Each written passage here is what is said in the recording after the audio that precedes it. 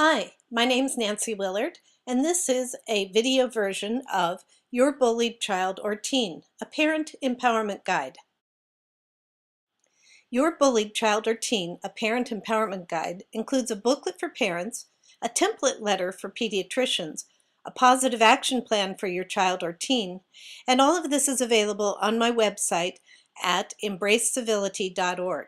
Oh, I'm Nancy Willard, and that's a picture of me. What this video and booklet provide is information on the evidence that the current bullying prevention approach is not working and insight into why, legal protections for your child or teen, strategies to make and prepare your case, insight into more effective interventions, as well as strategies to help your child or teen gain greater self-confidence and resilience. Additionally, guidance on what schools should be doing so you can play a better leadership role. We'll start with a discussion of the bullying situation in schools. So if you're watching this video or reading the booklet, I assume that your child or teen is being bullied and it's not getting better. So what's happening? It could be that your school is really trying to help, but things just aren't getting better.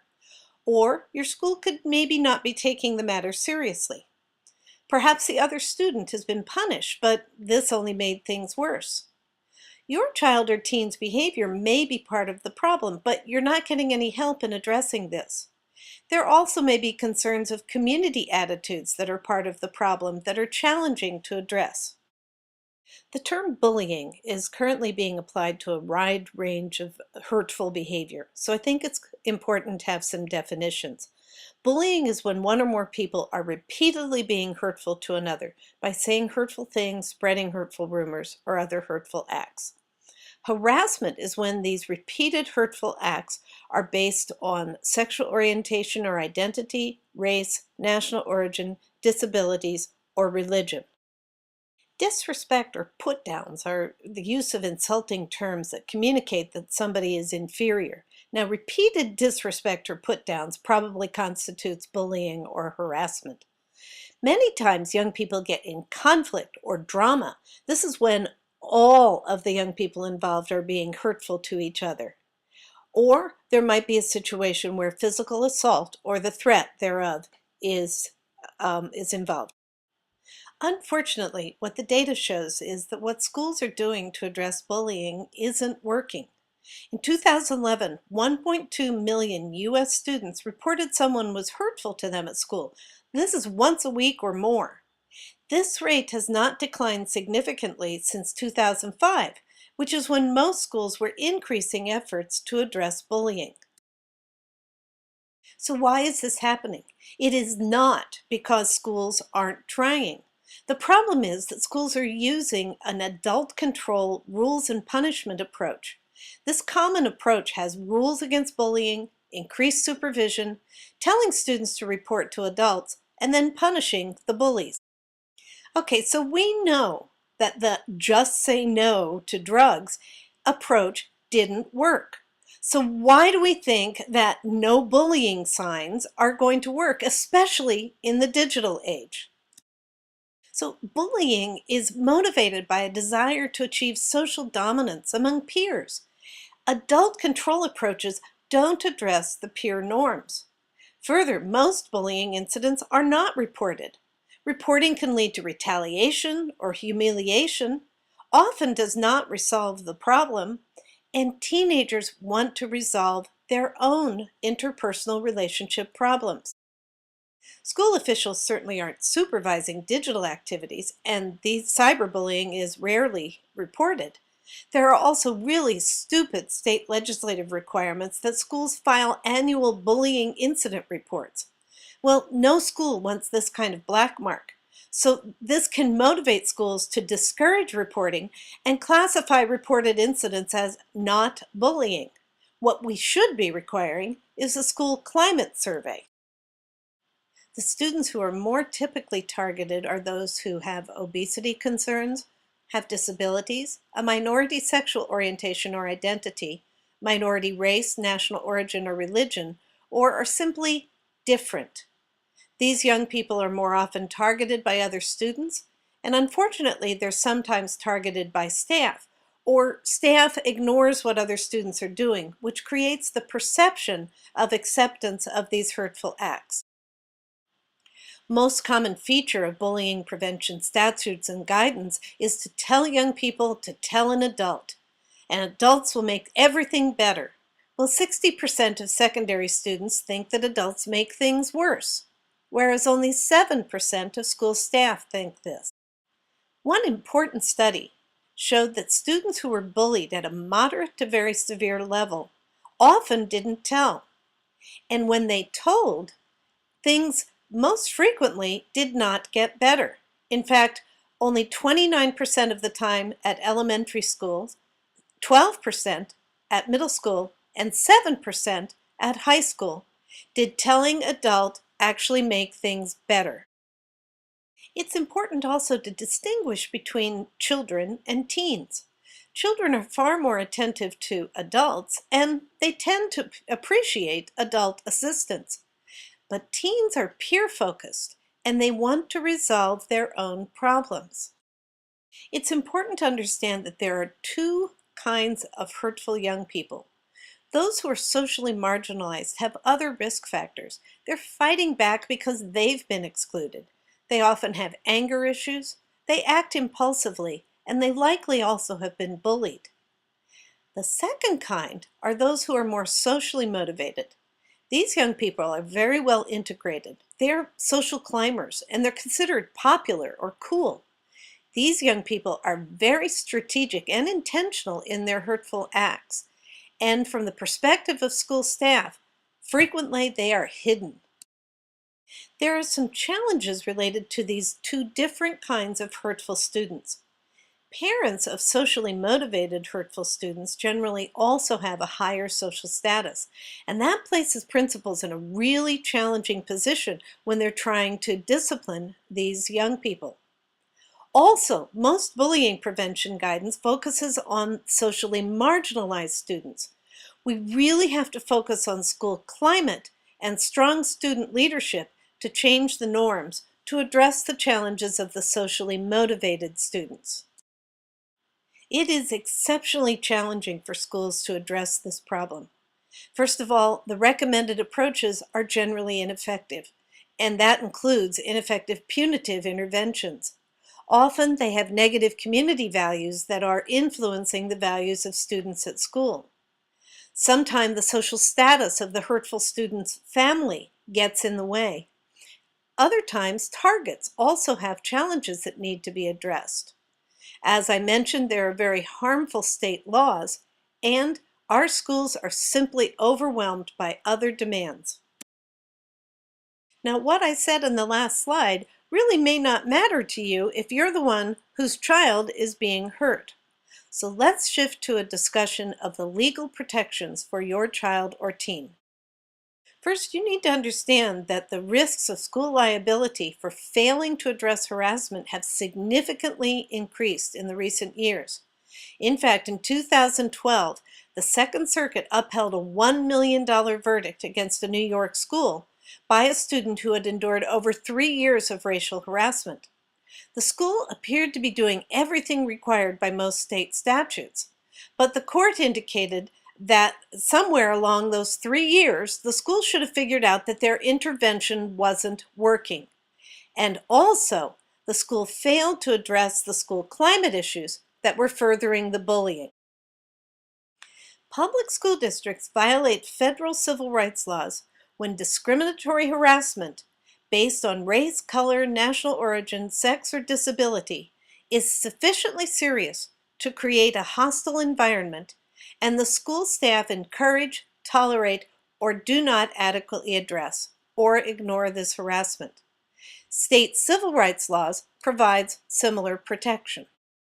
So the federal civil rights laws include Title IX, which prohibits sex and gender-based discrimination, Title VI of the Civil Rights Act, which prohibits discrimination based on race, color, or national origin, and Section 504 of the Rehabilitation Act and the American with Disabilities Act, both of which prohibit discrimination based on disability. So if the situation with your child or teen is a civil rights violation, you can file a complaint with the U.S. Department of Education's Office for Civil Rights, your state department's Education Civil Rights Office, or potentially even file a lawsuit. Unfortunately, not all students are covered under civil rights laws. In some cases, a negligence case might be possible, or you can present a case to the school based on the civil rights standards absent the protected class status. And I'll talk about how to do that in a minute. Students who have disabilities are also protected under the Individuals with Disabilities Education Act. Any bullying of or by a student with disabilities that results in that student not receiving a meaningful education is a violation of IDEA. Further, these issues must be addressed in an individual education plan meeting. You should also be aware that unfortunately schools are often between a rock and a hard place when it comes to free speech issues. They must respect students' right to free speech, but also they have to deal with disparaging speech or off-campus speech. So it's helpful for you to know the standards. So here's the standard for on-campus disparaging speech. If a student's exercise of speech has, or there is good evidence to believe that it will, significantly interfere with another student's right to receive an education, the school can restrict such speech. So the key is whether the evidence supports the actuality or the likelihood of such significant interference. Okay, I'm not going to read this again. The same standard applies to student off-campus speech. If that off-campus speech has, or there's good reason to believe it will, significantly interfere with your child's right to receive an education at school, the school can restrict such speech. So based on what we know is going on with bullying in schools and these legal parameters, how can you best make your case to stop the bullying of your child or teen? To make your case, you have to establish that your child or teen is being bullied in accord with the standards that are in statutes and the case law. That requires establishing that your child or teen has been the target of pervasive or persistent hurtful acts. This has resulted in emotional distress, and that is interfering with your child's learning and activities at school. This is the essential core. It's also helpful to establish that the school knows of at least some of these situations, either because the school staff have witnessed or because this has been reported to them, and that the hurtful situation has continued despite their knowledge. That is, they have not effectively stopped the situation, or perhaps they've made it worse. You might also address the fact that the school climate may be actually supporting this kind of hurtful behavior. To establish that your child is being harassed, which is discrimination under civil rights laws, will require all of what was in the prior two slides, plus evidence that your child is a member of a protected class under federal or state civil rights laws. Now, currently, there's a question as to whether obesity is considered a disability, given that the American Medical Association has now classified this as a disease. However, then you're also going to have to establish that the harassment is based on this protected class status. So the first question you need to ask is, has your child or teen been the target of hurtful acts by another student or possibly by staff while at school? And have these hurtful acts been pervasive, that is widespread, or persistent, continuing? So you need to document these incidents and especially focus on times when this has occurred in front of staff or has been reported to staff. The second question is, as a result of these hurtful acts, is your child or teen emotionally distressed? So you have to identify the key indicators of this distress: feeling anxious, scared, sad, wanting to retaliate, or psychosomatic health issues. In this situation, it is really important that you obtain a letter from your pediatrician documenting the harmful impact of this emotional distress on your child or teen. The next question focuses on what the harmful impact of this has been on your child or teen's ability to receive an education or participate in other school activities. Things like your child not wanting to go to school, lack of ability to concentrate or focus, as well as fear of being in certain places in the school, like going to the bathroom or being in the lunchroom or cafeteria or riding the bus. To document that in addition to bullying, this constitutes discriminatory harassment, you also have to establish whether or not your child is or teen is a member of or is perceived to be a member of a protected class as defined by federal or state civil rights laws, and are the hurtful acts related to your child's membership or perceived membership in this protected class. Next, focus on what's been happening at the school. Has this been reported? Have staff been present? How has the school responded? And has this been effective?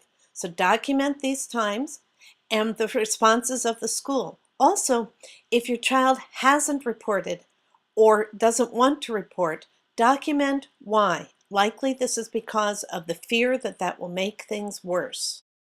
Also focus on whether there are aspects of the school climate that appear to be reinforcing the disparagement or harassment of certain students, especially based on status. This may include policy, practices, staff, curriculum, as well as overall aspects. Identify and document these concerns. Once you have this documentation, you need to make your case. So the question is, to whom? Basically, you need to understand the chain of command. First in the line is the school principal. Next are district staff responsible for school climate, bullying, and civil rights. Above them is the State Department of Education staff who are responsible for safe schools and civil rights. Above them, U.S. Department of Education Office for Civil Rights if this is a civil rights violation, or you could contact an attorney.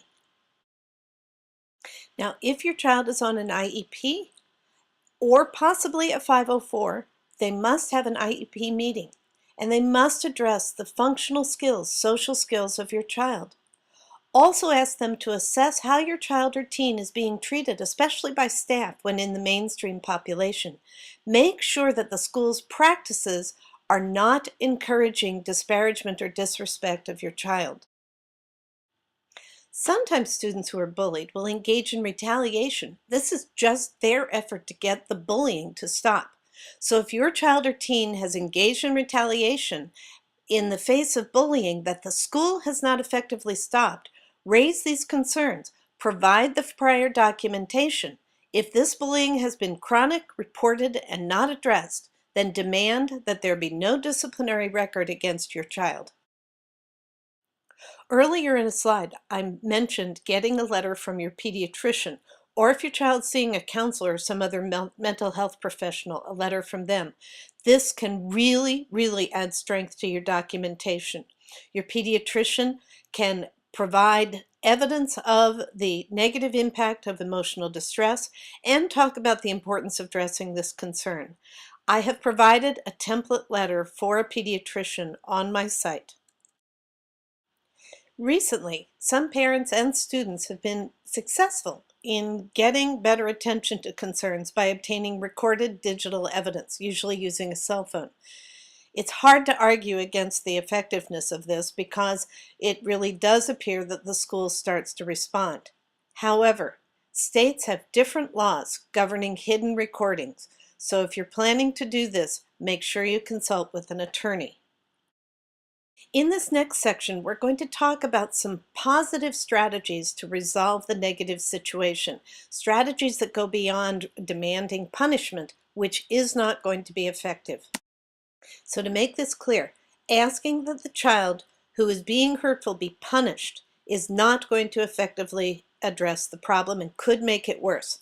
Making sure this young person is held accountable is important. So it's helpful to understand restorative practices, how those who are hurtful rationalize their behavior, and how intervention can work best with the two different kinds of students who are being hurtful. So I'm going to throw some social science research at you. Shame is a really important feature in social regulation of behavior. Now, a response to feeling shame can either be very adaptive, that is acknowledging you engaged in wrongdoing, accepting responsibility, and engaging in remediation, or it can be maladaptive and lead to shame displacement, withdrawal, attacking self or others, and avoidance. So the key factor in whether shame becomes adaptive or maladaptive is how it's treated. Is it treated in a stigmatizing way through punishment, which leads to this displacement, or is it treated in a restorative manner that can foster accountability and reintegration for those who were hurtful? So speaking a little more simply, punishment asks, who did it, what rule was broken, and how should the offender be punished? Punishment is not effective. A restorative approach asks, what's the harm to all of the parties involved and to the community? What needs to be done to repair the harm? Who's responsible for the repair? And what needs to occur to prevent similar harm in the future? So to hold people accountable, they have to accept responsibility for their wrongdoing. Many times, people who engage in wrongdoing create rationalizations. These rationalizations help support their self-opinion as an ethical person, even though their behavior fell below ethical standards. So there are 4 common ways that people rationalize wrongdoing. First one is spin it. They reconstrue their conduct. I was just joking around. It was just a prank. Or they implicate or displace responsibility on others. Everybody does it. Someone else should have stopped this. They downplay or deny the harm. What I did wasn't that bad. People shouldn't overreact. Or they put down or blame the victim. He or she deserved it. Now, unfortunately, I have heard way too many circumstances where the school also engages in rationalization. They were just joking. This is life. Your child has to learn to deal with it. You're overreacting. It wasn't that bad. If your child would only stop doing these hurtful acts wouldn't happen. Have you heard these things? Also, it's important to figure out what kind of kid, what the motivation behind the child's hurtful acts might be. Is this a child who also has a lot of other challenges? Is this child socially marginalized? This kind of young person needs to be held accountable, but to get the harmful acts to stop also requires that this child's other concerns be addressed in a comprehensive manner. On the other hand, a young person who is socially motivated, socially integrated, they are much more responsive to peer norms and their own social status. So it's important that they be held accountable in a very responsible manner. To hold someone accountable for their hurtful actions, I recommend asking these questions. What were you trying to accomplish? Why did you think this was okay? At this point in time, you need to listen for those rationalizations. How did your behavior reflect on you? And how would you feel if someone did this to you? Some additional questions. What do you think other people think about people who say the kinds of things you said or do the kinds of things you did? What would your parents, guardians, or other adults whose opinion you value think? What do you think you need to do to make things right? And this last question is the most important. My recommendation to schools is that they enter into a disciplinary diversion approach that's supported by a written accountability agreement. In this written agreement, the young person who was hurtful acknowledges their wrongdoing and expresses an understanding of how this hurt. They agree to any safe passages or other safety requirements of the student who was bullied. They agree to address concerns of digital activities, if that is necessary. Further, they outline strategies to address issues regarding friends or someone else has been encouraging them to be hurtful. They agree to take actions to remedy harm, generally a letter or statement of apology, and agree to fulfill community service to the school to remedy harm to the school, and that they will avoid engaging in hurtful acts directed at this student or any other student. In this next section, I'll provide some insight into how you can effectively support your bullied child or teen. So first, and this is at a really serious level, there does appear to be a connection between trauma disorders and bullying. And this could be affecting those students who are chronically bullied, as well as socially marginalized, hurtful students. There are two forms of trauma disorders. Acute are traumatic events that involve a serious injury to self or others. The more chronic traumatic situations occur over time and result in feelings of fear and loss of trust. Bullying could be both acute or chronic. The symptoms of trauma disorder include re-experiencing, just constantly remembering the incident of flashbacks, or avoiding the distressing memories, thoughts, feelings, or external reminders of the event. The two other symptoms are negative cognitions and mood, persistent blame of self or others, estrangement from others, and no interest in activities, or arousal, aggressive, reckless, self-destructive behavior. Now, what's important to understand is there are effective professional approaches to address trauma disorders. So if your child or teen is showing these symptoms, ask for professional help. Only a minority of people who suffer from trauma actually have resulting challenges.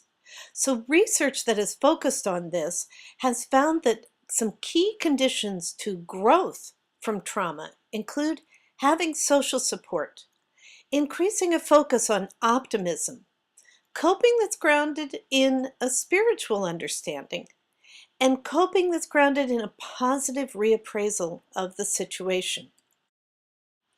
Let's jump to another study. This was a study of successful youth. These are young people who were in AP classes and doing fine, but who had been bullied when they were younger.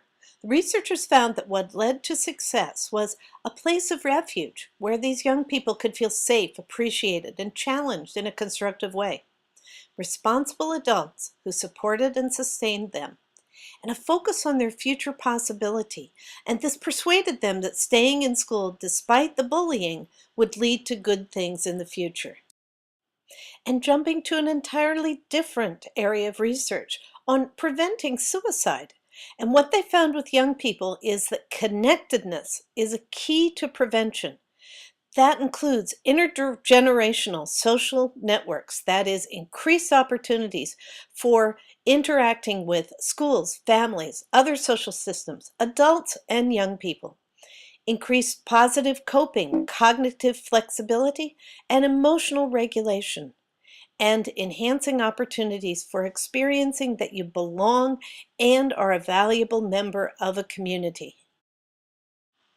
Okay, this research has not been applied to bullying or to kids, but I find it fascinating because many times young people who are bullied have positions, physical positions of powerlessness.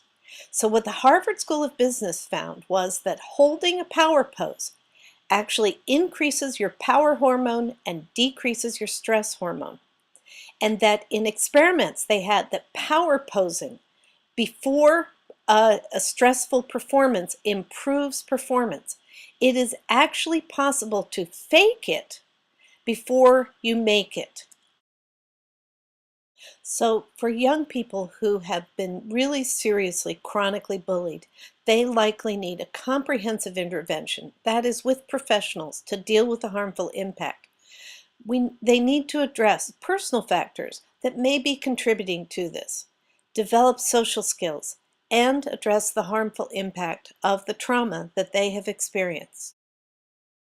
All young people need, and especially those who are experiencing any bullying, the following: connectedness with supportive adults and peers, a focus on the positive, and that includes positive activities now and their future opportunities. Need to know how to present themselves with self-confidence and have a specific plan of action for what to do if anyone is hurtful. It will also help if they start finding ways that they can contribute to others. This last section focuses on the positive strategies that I'm recommending for schools, and it is my hope that parents whose children have been bullied will provide leadership within their school community to help their school improve their effectiveness in dealing with this. Now, first I want to say that I do not believe our schools are solely to blame for the problems of bullying. Our schools are under tremendous distress. We have a mistaken belief in the effectiveness of high-stakes testing and that schools can single-handedly help all students overcome the impacts of poverty. There has been significantly reduced and inequitable funding, and they have received inadequate standards and guidance to deal with the issues of bullying. There are also factors that schools simply have no control over.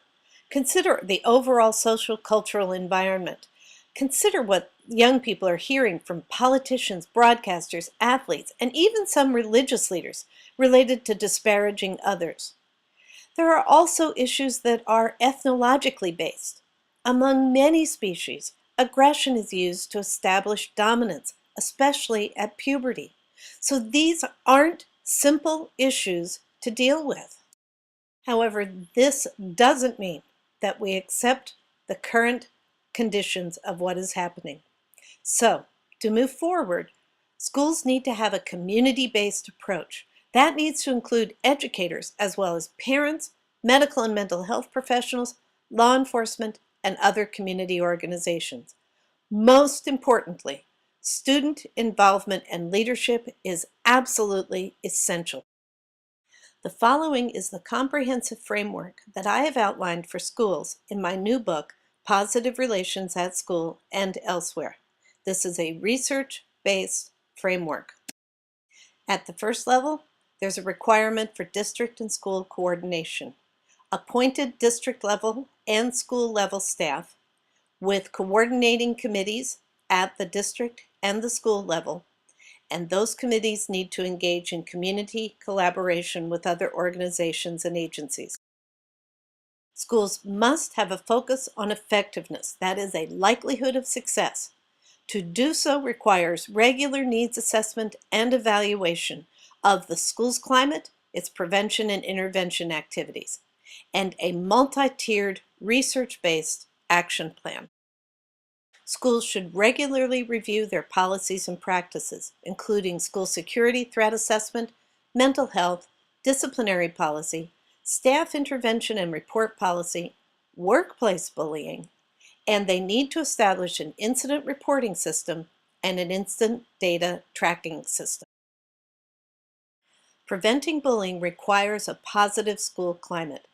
That requires a positive behavior management plan, a focus on social, emotional, and cultural learning, an emphasis on positive norms, the use of what's called a multiple-tier system of supports to address students' challenges, and restorative practices used in situations where wrongdoing has occurred. Increased student leadership is imperative. Students need to be viewed as partners and leaders in this effort. This means meaningful involvement in data analysis and planning, and student-led initiatives to support positive peer intervention. It's important to focus on the needs of those students who are more typically targeted, establish support groups for them, and engage these students in leadership roles. It's also important that schools address concerns associated with athletics and extracurricular organizations, and that they address workplace bullying of staff. The involvement of parents and community is very important. That includes both engaging parents in the school's efforts and providing effective educational outreach, and outreaching to other community organizations, especially those that serve youth. It is especially important that schools have a specific articulated strategy for investigation and intervention. That they must ensure that staff have the insight and skills to effectively intervene. An investigation protocol needs to be established to effectively investigate serious situations. They need to implement restorative interventions that address the challenges of all involved students, and they should be required to conduct evaluations of every intervention. It is my belief that parent leadership can be very, very helpful. Parents whose own children or teens have suffered bullying can provide positive leadership to help your school better address these issues. And you can use the insight that you have gained from your child's negative situation to help others. These last several slides are my personal request. I've spent the last several years researching these issues, and I've produced both the book, Positive Relations at School, and a program for students entitled Be a Friend, Lend a Hand, that encourages positive peer intervention. I have self-funded this work, and I need additional financial resources to better reach out and inform schools on these positive and effective strategies. So I've provided this information freely, and I'm just asking that if you found this information to be useful, that you please make a donation on my website. Thank you very much. I would also just like to thank you for your attention to this video.